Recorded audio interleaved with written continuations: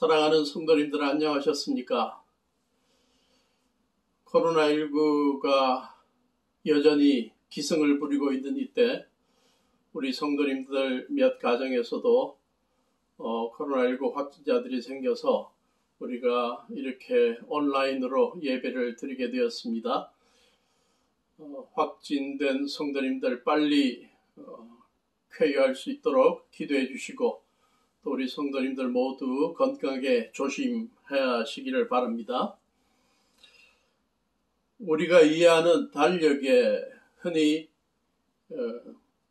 양력, 음력을 이야기합니다. 그러나 우리 기독교의 여러 교단에서는 또 다른 달력 하나를 사용하는데 교회력이라는 것을 사용합니다.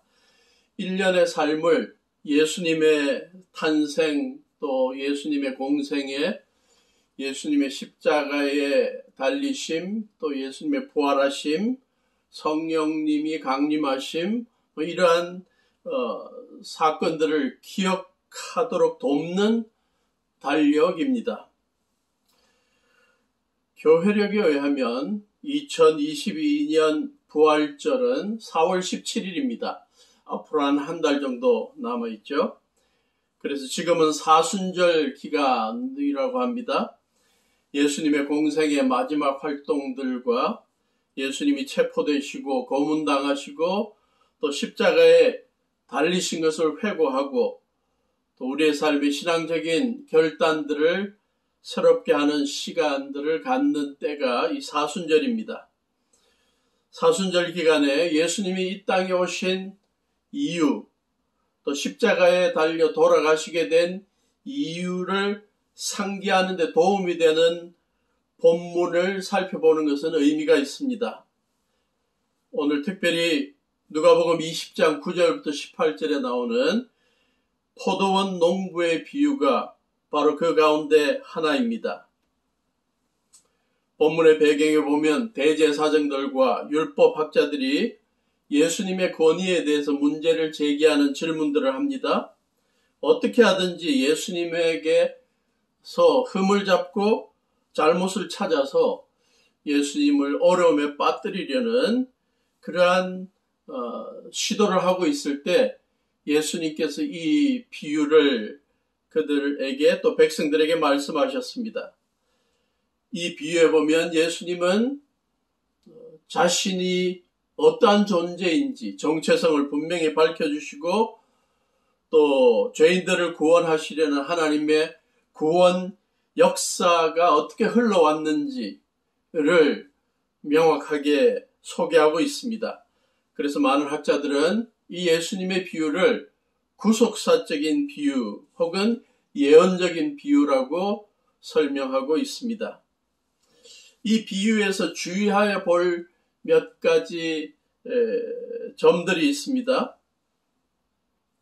먼저 포도원 주인에 관한 것인데 포도원 주인이 이 포도원을 얼마나 아끼고 또 관심을 가졌는지에 대해서 보여줍니다. 오늘 비유에 보면 9절에 누가복음 20장 9절에 예수님께서 백성에게 이 비유를 말씀하셨다. 어떤 사람이 포도원을 만들어서 농부들에게 세로 주고 오랫동안 멀리 떠나 있었다. 여기 보면 아주 짧게 이 포도원 주인이 포도원을 만들었다라고 설명합니다. 그런데 마태복음에도 이 비유가 비슷하게 나오는데 거기에 보면 좀 더 자세하게 이 포도원 주인이 이 포도원을 가꾸었던 열심을 소개합니다. 21장 33절 어떤 집주인이 있었다. 그는 포도원을 일구고 울타리를 치고 그 안에 포도즙을 짜는 확을 파고 망대를 세웠다. 그래서 이 포도원 주인이 이 포도원을 가꾸는데 얼마나 열심이었는지를 생각하게 만듭니다. 이 포도원 주인은 포도원 만들기에 좋은 땅, 나중에 고가에 팔아버릴 수 있는 땅을 사서 그냥 두는 부동산 투기꾼이 아니었습니다. 정부가 소작농들에게 지급하는 직불금에나 관심을 갖고 있는 사람이 아니었습니다. 어떤 기사를 보았더니 농사를 짓는 소작농들이 그 땅의 농토의 주인에게 그 땅을 빌려서 1년 내도록 벼농사를 하게 되면 200평 농지에 농사를 짓고 나면 200평의 쌀 한 가마 정도를 주인에게 주는 그러한 계약을 한다고 합니다. 그런데 어떤 사람은 주인은 정부에서 주는 직불금이 굉장히 많은데 사실 그 직불금은 직접 농사를 짓는 이 소작농이 가져야 하는데 그건 주인 자기가 가지기로 하고 이 소작농에게는 이 쌀을 적게 받는 그러한 계약을 한다고도 합니다. 오늘 본문에 나오는 예수님의 포도원 비유에 나오는 주인은 그러한 정부에서 주는 직불금에나 관심 있는 그런 사람이 아니었고 정말 좋은 포도원을 가꾸고 싶어 하고 직접 농사를 짓던 그러한 사람이었습니다. 또 이 예수님의 비유에서 우리가 주의를 기울여야 할 부분이 있는데 이 포도원 주인이 이 소작농으로부터 얻기를 원하는 소작료에 대한 기대가 컸다는 것입니다. 그래서 때가 되었을 때 종을 보내어서 이 소작료를 걷기를 원했는데 한번 종을 보내었을 때 소작농들이 이상한 반응을 보였습니다.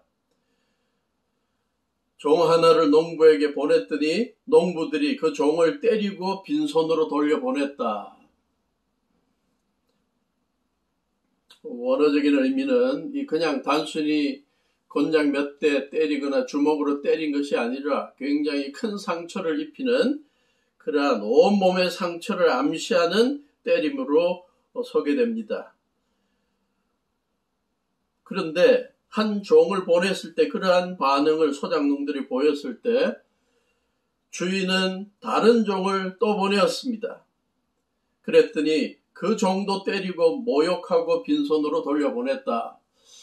한 2번 정도 소작료를 거두려 했는데 실패하면 그냥 좀 멈출 수도 있을 텐데 12절에 보니까 그래서 주인이 다시 3번째 종을 보내었다. 그들은 이 종에게도 상처를 입혀서 내쫓았다. 3번이나 종을 보내어서 소작료를 얻기를 원하는 이 주인의 기대, 집착, 이러한 것들이 특징적입니다. 그런데 거기에서도 그치지 않고 4번째는 포도원 주인이 생각합니다. 어떻게 할까? 내 사랑하는 아들을 보내야겠다. 설마 그들이 내 아들이야 존중하고 소작료를 주겠지. 그러나 농부들은 그를 보고서 서로 의논하고 그를 죽일 계략을 세웁니다. 이 포도원 주인은 종을 3번이나 보내고 소작료를 얻지 못하자 사랑하는 아들까지 보내서 받아오게 하는 그러한 기대, 포도원의 열매에 대한 기대가 컸다는 것을 볼 수 있습니다. 예수님의 비유에서 또 볼 수 있는 주의점은 포도원 농부들의 악함이 날로 심해졌다는 거죠. 첫 종을 보냈을 때 때리고 빈손으로 돌려보냈고 2번째 종을 보냈을 때 때리고 모욕하고 빈손으로 돌려보내고 3번째 종을 보냈더니 상처를 입혀서 내쫓아버렸다. 사랑하는 아들을 보냈을 때 그 아들까지도 죽여버리는 이러한 악함이 증가하는 그러한 모습을 보여줍니다. 12절에 보면 그들은 이 종에게도, 세 번째 종에게도 상처를 입혀서 내쫓았다 그랬는데, 이 상처를 입히다는 이 헬라어 동사가 트라우마티산테스라는 동사입니다. 여기에서 영어 트라우마가 파생되었습니다. 종이 얼마나 이 나쁜 소작농들로부터 두들겨 맞고 상처를 입었으면 육체적인 상처뿐만 아니라 이 심적인 트라우마가 생길 정도로 이 종들이 이 소작농들이 이 주인의 종에게 악한 일을 행했다는 것을 보여줍니다. 이 예수님의 비유에서 드러나는 하나님의 구원 계획이 있습니다. 예수님의 이 짧은 이야기 속에서 좀 대비되는 그러한 대비되는 일들이 있는데, 먼저 포도원 주인은 누구를 비유하는 거냐? 하나님을 암시하는 거죠. 하나님께서 좋은 땅에다가 포도원을 심겠다라고 계획하셨다. 그러면 포도원은 뭐냐? 이스라엘 백성들이죠. 확대하면 모든 인류고 또 교회고 하나님의 백성들을 말합니다. 우리보다 이스라엘 백성들이 예수님의 포도원 비유를 더 쉽게 이해할 수 있었는데, 왜냐하면 구약의 여러 곳에서 이 예언자들이 하나님께서 이스라엘 백성들을, 택한 이스라엘 백성들을 포도원으로 비유한 것을 많이 볼 수 있었기 때문입니다. 가장 대표적인 본문이 이사야서, 구약 이사야서 5장 1절부터 7절입니다. 구약학자들이 이것을 포도원의 노래라고 하는데요. 굉장히 히브리어적으로 시적으로 아름다운 그러한 구조를 갖고 있습니다. 한번 읽어보겠습니다. 내가 사랑하는 이에게 노래를 해주겠네. 그가 가꾸는 포도원을 노래하겠네.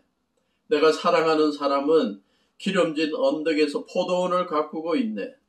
땅을 일구고 돌을 골라내고 아주 좋은 포도나무를 심었네.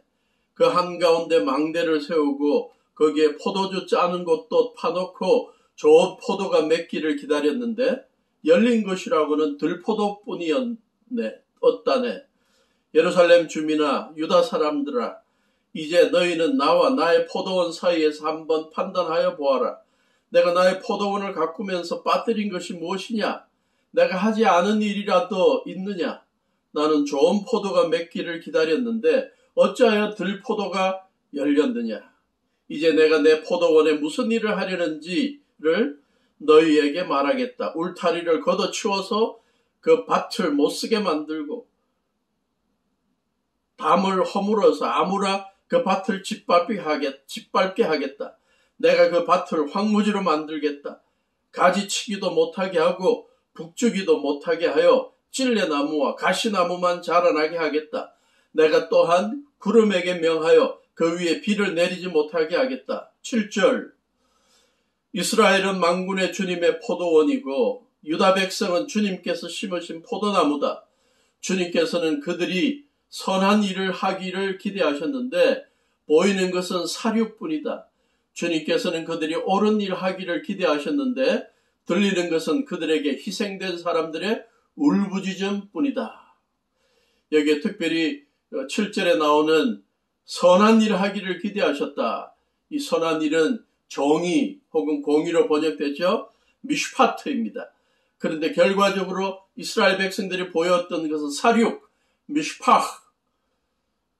그 다음에 하나님께서 옳은 일을 하기를 기대하셨다. 째다카인데 그 백성들로부터 들리는 것은 희생된 사람들의 울부짖음, 째아카.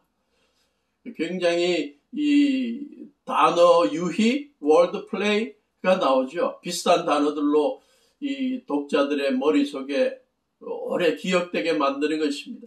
하나님께서 이스라엘 백성들에게 원하신 게 미슈파트인데 그들이 보인 것은 이 선한 일이 아니라 사륙, 미슈파흐고 하나님께서 원하신 것은 옳은 일, 째다카인데 그들이 울부짖음만 나타나게 했다. 째악하.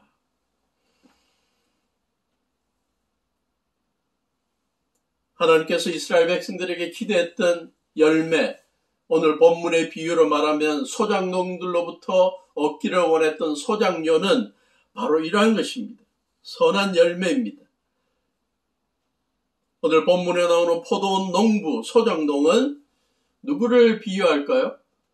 예수님 당시에 또 그 이전에 여러 시대마다 정치적으로 악행을 행했던 정치적인 지도자들, 종교적인 지도자들을 암시할 것입니다. 오늘 본문에 나오는 종들은 누구입니까? 하나님께서 시대마다 하나님의 뜻을 전하게 했던 예언자들입니다.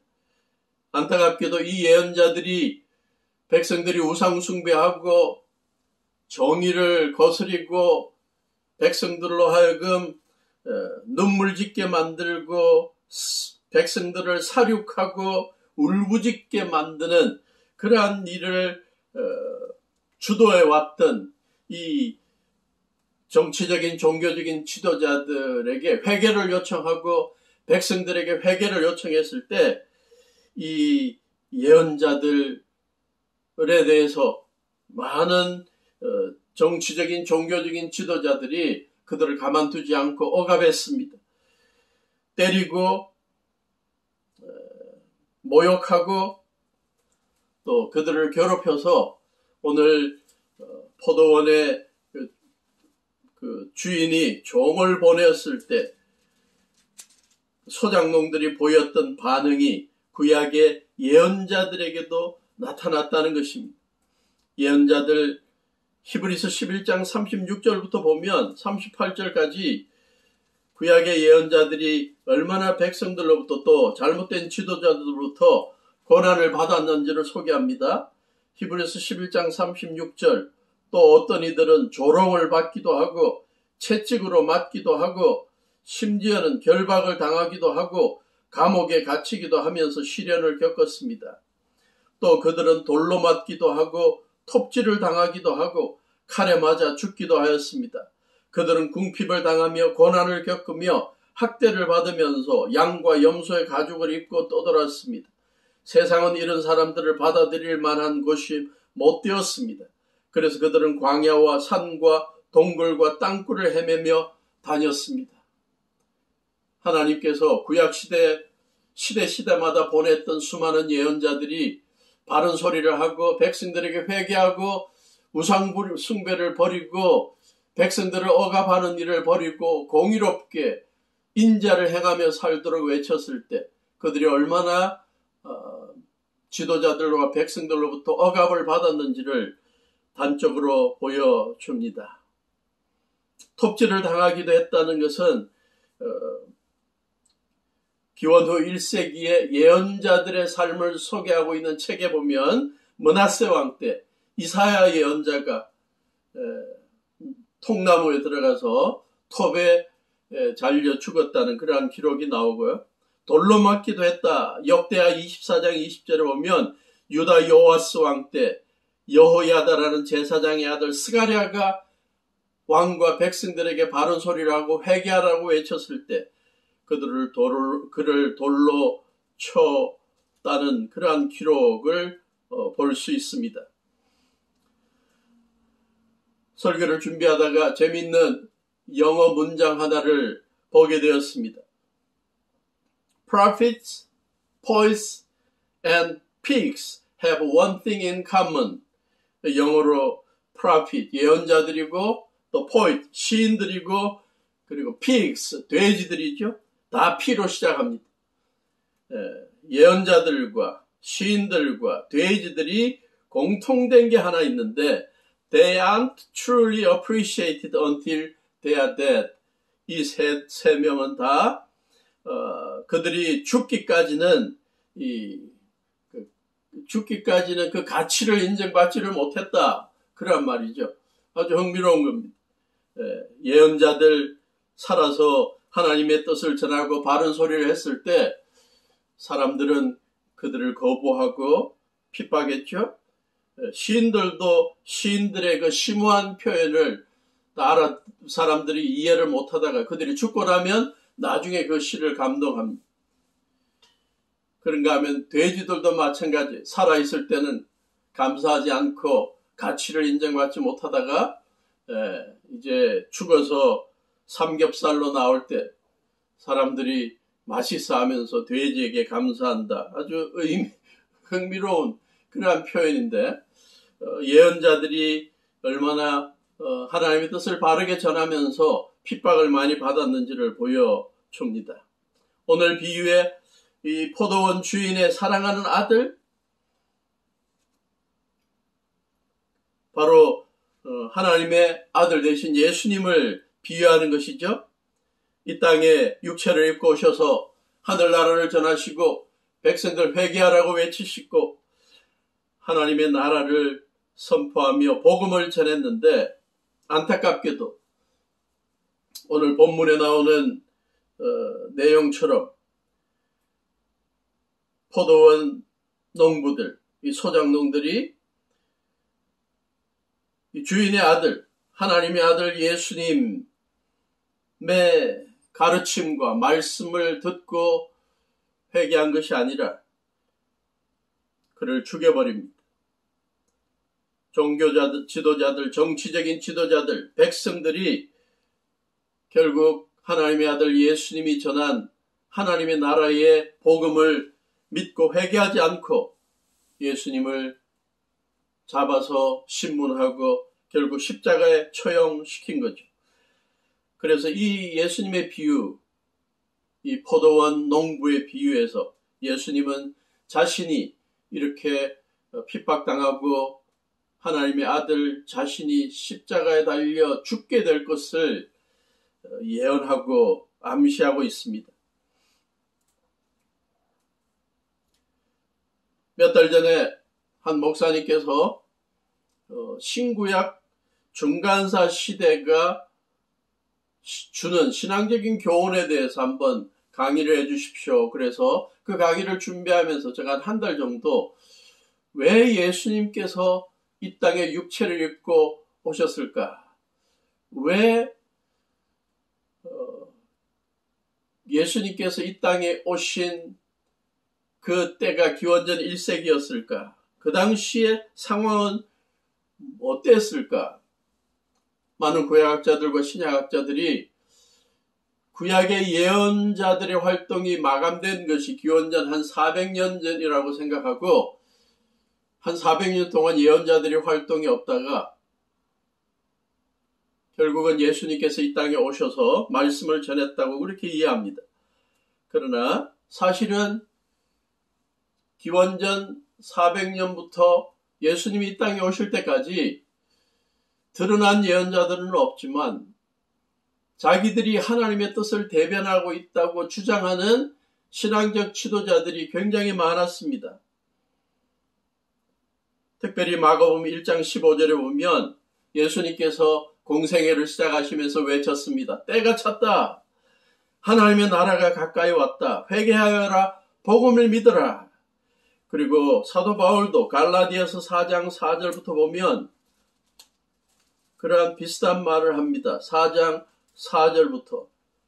그러나 기한이 찼을 때에 하나님께서는 자기 아들을 보내셔서 여자에게서 나게 하시고 또한 율법 아래에 놓이게 하셨습니다. 그것은 율법 아래에 있는 사람들을 속량하시고 구원해 주시고 대신 죗값을 치러서 백성들의 죄를 대신 치러주시고 우리로 하여금 자녀의 자격을 얻게 하시려는 것이었습니다.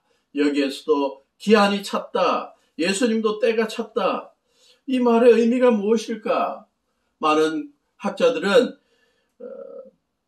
예수님이 이 땅에 오셔서 하나님의 나라를 전하고 고난당하시고 십자가를 지시고 사흘 만에 부활하신 그 사실을 전 세계에 전하기 위해서 필요했던 것이 언어인데 로마 시대에 또 헬라 시대 때부터 로마 시대에 이 헬라어가 전 세계에 보급되었고 또 로마 시대에 길들이 온 세상에 잘 뻗어져 있어서 대로들이 뻗어져 있어서 사도 바울을 비롯한 수많은 복음 전도자들이 복음 전하기에 쉬웠다. 그러한 때가 찼다라고 해석합니다.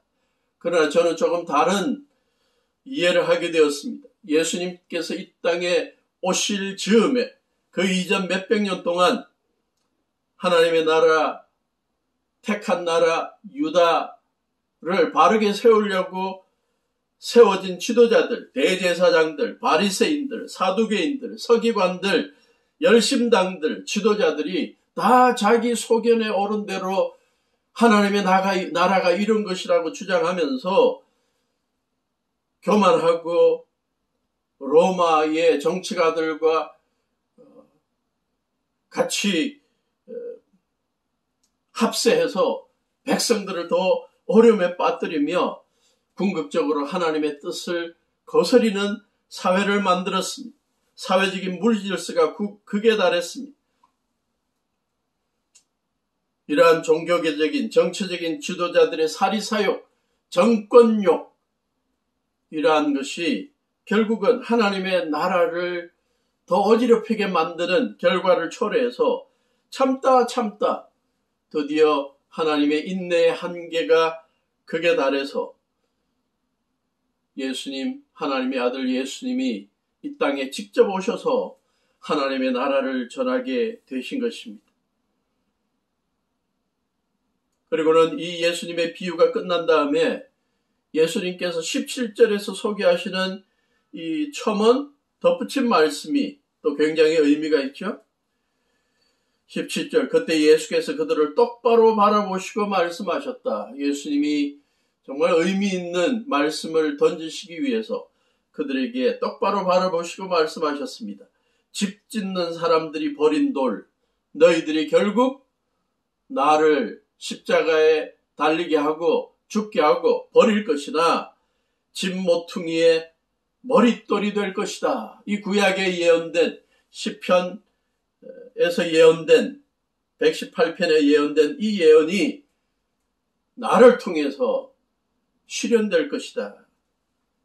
너희들은 나를 가치없는 돌로 버려버렸지만 나는 십자가에서 죽고 버려지고 난 다음에 사흘 만에 부활해서 이제는 하나님의 나라 새롭게 탄생하는 교회를 세우는 일에 중추적인 역할을 하는 모퉁이 돌이 될 것이다. 그것을 예언하신 것입니다. 이 예수님의 이 비유, 십자가를 지시기 전에 며칠 남겨놓고 예수님이 하신 이 구원사적인 비유, 이 예언적인 비유, 이것은 예수님이 이 땅에 오실 수밖에 없었던 배경을 소개하며 예수님을 통해 이루어질 귀한 하나님의 나라의 새로운 시작을 우리들에게 알려주는 것입니다. 사순절 지나면서 예수님의 이 나쁜 소작농들의 비유, 그 속에 나타나는 하나님의 구원 계획을 살펴보면서 예수님이 하나님의 아들로 이 땅에 오셔서 결국은 온 세상 사람들의 죄를 대신 짊어지시고 십자가 지시고 유다의 나쁜 지도자들을 또 백성들을 통해 버려진 돌이었지만 사흘 만에 부활하셔서 주님의 몸된 교회를 통해 하나님의 나라를 새롭게 이루어 나가시는 귀한 하나님의 아들이셨다는 것을 우리는 이 비유를 통해 다시 한번 확신할 수가 있습니다. 아울러 우리는 이 비유를 통해 강조되었던 하나님께서 소작농들을 통해 얻기를 원했던 소작료, 그 열매, 구약의 이사야 5장에 소개되는 포도원이 되는 이스라엘과 유다 백성들을 통해 얻기를 원했던 좋은 열매, 그것을 우리의 삶을 통해 이뤄나가야 할 것입니다. 더불어 사는 사람들과의 관계 속에서 항상 올바른 일을 행하고 정의를 행하고 진실을 행하고 그들에게 인자를 베풀어주는 하나님의 사랑을 전하는 그러한 모습이 열매들이 우리들에게 있어야겠고, 신약에서 강조되는 성령의 열매, 전도의 열매, 선한 삶의 열매들을 맺어나가는 우리가 되어야 할 것입니다. 이것이 사순절 기간 동안 우리의 신앙적인 결단이 되어야 하겠습니다. 1983년 11월에 발간된 조그만 책자 Our Daily Bread의 감동적인 예가 하나 있어 소개하고 말씀을 마칩니다. 미국의 한 교회에 한 목사님께서 젊은 그리스도인에게 계속 권유했습니다. 교회에 중고등부 학생들이 10여 명이 있는데 그들에게 하나님의 말씀을 가르치는 교사로 좀 봉사하지 않겠냐, 그렇게 제안을 할 때마다 이 청년은 마음속에 내가 주일마다 골프 치는 걸 너무 좋아하는데 이 골프 치는 걸 내가 포기할 수가 없어서 목사님께는 골프 쳐야 된다는 말은 못하고 그냥 바빠서 힘듭니다 라고 계속 제안을 거절했습니다. 그러나 목사님의 제안에 결국은 몇 달 이후에는 그가 제안을 받아들여서 교회 중고등학생들을 가르치는 일을 시작했습니다. 그런데 몇 달도 되지 않아 자기들이 가르치는 13명의 중고등학생들 가운데 6명이 예수님을 구세주와 주님으로 영접하는 신앙의 결단을 하게 되었습니다. 그것을 경험한 그는 너무 감동이 되어서 목사님께 말씀을 드렸습니다. 그러자 목사님이 나중에 그가 골프 때문에 주일학교 중고등학생들을 가르치는 것을 거절했다는 걸 아시고 농담 겸 말씀을 했습니다. 주일날 골프를 포기하면서 이 주일학생들을 가르치는 그 가치가 있었냐? 라고 물었습니다. 그러자 그가 눈물을 글썽이면서 말했습니다. 내가 후회스러운 것은 내가 진작에 이렇게 귀한 일을 빨리 하지 못했던 것이 너무나 아쉽습니다. 내가 가르치는 13명의 아이들 가운데 이렇게 예수님을 구세주와 주님으로 고백하는 것을 보는 이 감격이야말로 어떤 다른 것보다, 골프를 치는 것을 포함해서 어떤 다른 것보다 더 귀한 일이고 감격이고 보람입니다. 사순절 기간에 예수님께서 우리의 모든 죄와 허물을 대신 지시기 위해, 그리고 우리를 하나님 앞에서 의롭게 만들어주시고 하나님의 아들, 딸 만들어주시기 위해, 또 부활의 소망을 주시기 위해 이 땅에 오신 것을 다시 한번 기억하며 하나님께서 우리에게 기대하는 거룩한 영적인 열매들을 맺어드려야 되겠다는 새로운 결단이 있기를 바랍니다. 우리가 처한 상황 속에 우리가 주님을 위해, 우리가 교회를 위해, 잃어버려진 영혼들을 위해, 또 우리 주위에 더불어 사는 어려운 사람들을 위해 우리가 할 수 있는 선한 일들이 무엇인지를 생각하며 실천에 옮기는 우리 모두가 될 수 있기를 주님의 이름으로 축원합니다. 기도하시겠습니다. 하나님 아버지, 사순절을 보내면서 예수님의 이 땅에서의 가르침과 또 예수님의 십자가 사건과 예수님의 부활의 감격을 다시 한번 깊이 묵상하는 시간을 갖게 해주시고, 말씀을 묵상할 때마다 우리가 주님 앞에 어떠한 열매들을 맺어야 할지 다시 한번 결단하는 시간 되게 해주시옵소서. 예수님의 이 포도원 농부들의 비유를 통해 주어진 이 하나님의 구원 계획과 하나님의 끝없는 인내와 하나님의 희생적인 결단들을 다시 한번 생각하며 감사하며 우리도 주님 앞에 조그만 희생과 조그만 헌신의 결단이 있게 해 주시옵소서. 이제는 우리 주 예수 그리스도의 무한하신 은혜와 아버지 하나님의 지극하신 사랑하심과 성령님의 늘 교통하심이 주님의 말씀 따라 선한 열매를 맺으며 주님을 섬기며 성도들을 섬기며 주위 사람들을 섬기며 살아가기를 다짐하는 귀한 성도들 위해 지금부터 영원토록 함께 하시기를 예수님의 이름으로 간절히 축원하옵나이다. 아멘.